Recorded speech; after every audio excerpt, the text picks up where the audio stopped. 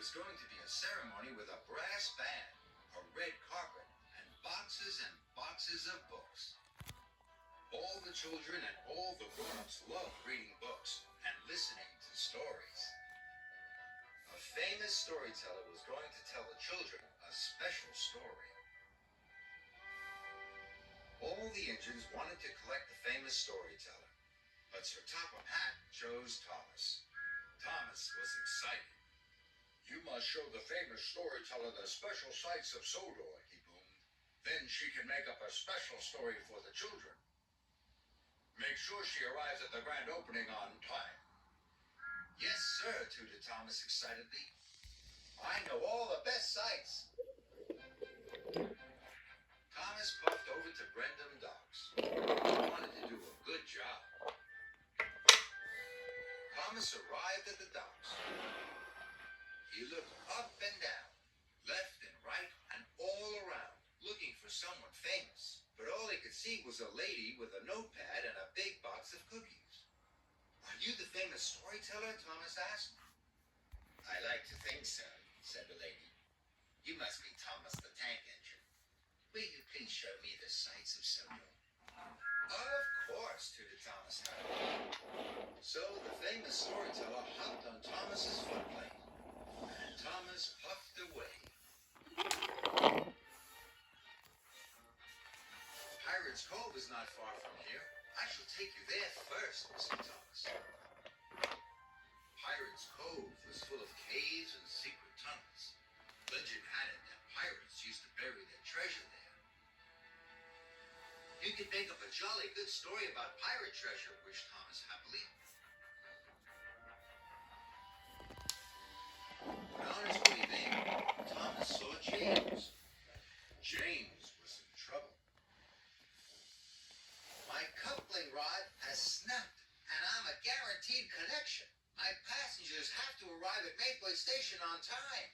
"I'm sorry," Thomas puffed to the famous storyteller. "I cannot take you to Pirates Cove. I have to help my friend."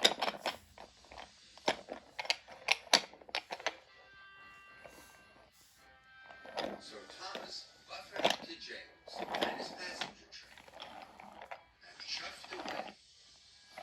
"Thank you, Thomas," cried James.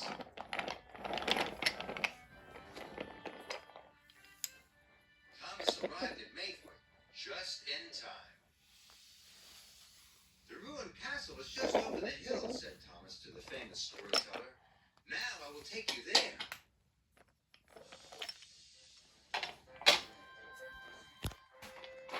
Thomas puffed as fast as he could. The ruined castle had tall turrets and a great big door.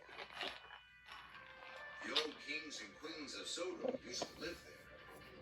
"You could make up a jolly good story about kings and queens," puffed Thomas happily. But on his way there, Thomas saw Emily in a sign. She was looking sad. She was taking flour to the bakery, but her whistle had broken. It wasn't safe to work without it. "I'm sorry," puffed Thomas to the famous storyteller. "I cannot take you to the ruined castle. I have to help my friend." So Thomas buffered up to Emily and took her to the bakery. "Thank you, Thomas," said Emily.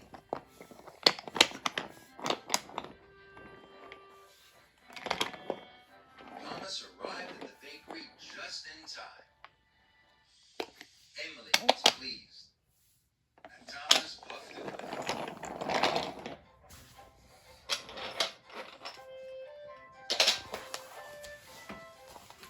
"Misty Valley is not far from here," chuffed Thomas. "Now I will take you there." He had heard Misty Valley was full of magic. "You could make up a jolly good story about magic," puffed Thomas. But on his way, Thomas saw Percy. Percy was in trouble. A river had flooded its banks. Percy was up to his buffers in water, and his firebox had gone out. "I am sorry," whistled Thomas to the famous storyteller. "I cannot take you to Misty Valley. I have to help my friend." Slowly, shoved into the water. The water came right up to his foot plate. The famous storyteller had to stand on a box of cookies to keep her feet dry. Thomas bravely buffered up to Percy, and he pushed his friend out. "Thank you, Thomas," cried Percy. By now, it was time to go to the grand opening, and Thomas was late. "Cinders and ashes," wished Thomas. "I haven't had time to show any sights at all."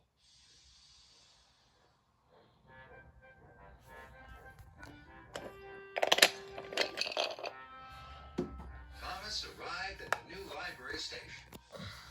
Sir Topham Hatt was waiting. "We didn't visit any sights," puffed Thomas sadly. "I had to take James's passengers to Maithwaite Station, Emily's flour to the bakery, and pull Percy out of the water." "But it's a wonderful idea for a story," cried the famous storyteller. "I shall write all about your day, Thomas, and how you helped your friends." She was very excited, and Thomas was delighted. The famous storyteller put the red ribbon in front of the new library. She declared it open.